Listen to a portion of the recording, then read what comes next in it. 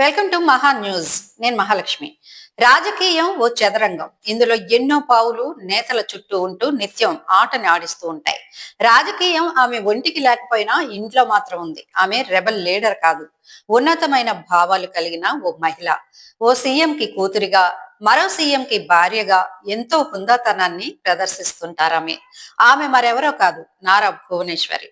పుట్టడమే gold spoon తో పుట్టిన ఆమె జీవితంలో ఎన్నో ఆటుపోట్లు ఉన్నాయి. 2024లో ప్రత్యక్ష రాజకీయాల్లో ఆమె లేకపోయినా ఆమె పేరు మాత్రం మారుమ్రోగింది.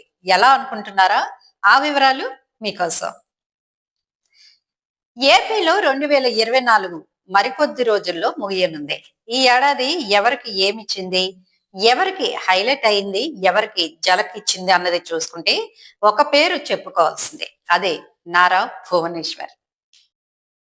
అవును, చంద్రబాబు సతీమణిగా తన వ్యాపకాలను చూసుకున్న ఆమె 2024లో బాగా హైలైట్ అయ్యారు.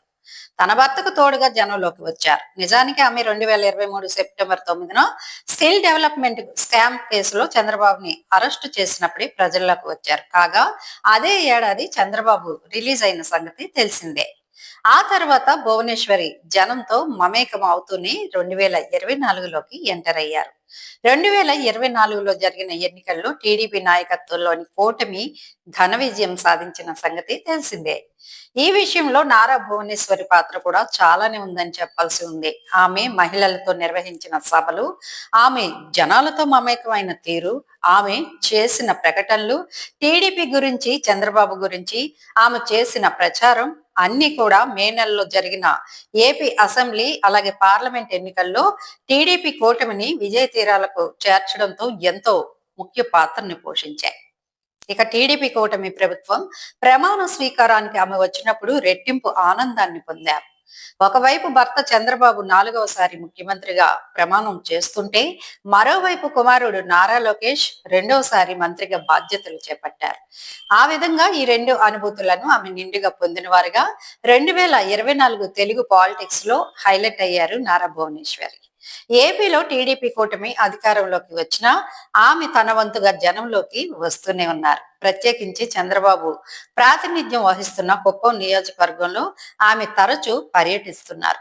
అక్కడ ప్రజల బాగోగులు చూస్తున్నారు, అభివృద్ధి కార్యక్రమాలు చేపడుతున్నారు. ప్రతి 3 నెలలకోసారి కుప్పం నియోజకవర్గానికి వస్తానని అక్కడ ప్రజలకి మాట కూడా ఇచ్చారు. ఈ విధంగా ఆమె భర్తకు చేదోడు వాదోడుగా ఉంటున్నారు. ముఖ్యమంత్రిగా చంద్రబాబు ఎక్కువగా పాలన మీద ఫోకస్ పెట్టాల్సి ఉండడంతో అనధికారికంగా కుప్పం బాధ్యతలను నారా భువనేశ్వరి తీసుకున్నారనే మాటలు వినిపిస్తున్నాయి. గతంతో పోలిస్తే ఆమె ప్రసంగాలు కూడా బాగా రాటుదేలాయి. ఆమె జనాలను ఆకట్టుకునే విధంగా మాట్లాడుతున్నారు. ప్రభుత్వం పట్ల పాజిటివ్ ఒపీనియన్ పెరిగేలా చూస్తున్నారు. ఇన్ని చేస్తున్నా ఆమె రాజకీయాల్లోకి అయితే అడుగు పెట్టేది లేదని అంటున్నారు.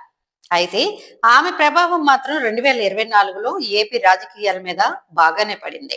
ఒక హిస్టారికల్ పార్టీ అధినేత భార్యగా తొలి అర్ధభాగం జనంతో ఉన్నారు. ఇక ముఖ్యమంత్రి సతీమణిగా మలి అర్ధభాగంలోనూ కనిపించారు.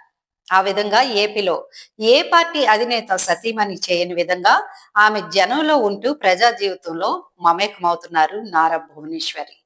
2024 నారా భువనేశ్వరికి ఈ విధంగా చూస్తే ఒక మరపురాని ఇయర్ గానే ఆమెని గుర్తించాల్సి ఉంటుంది.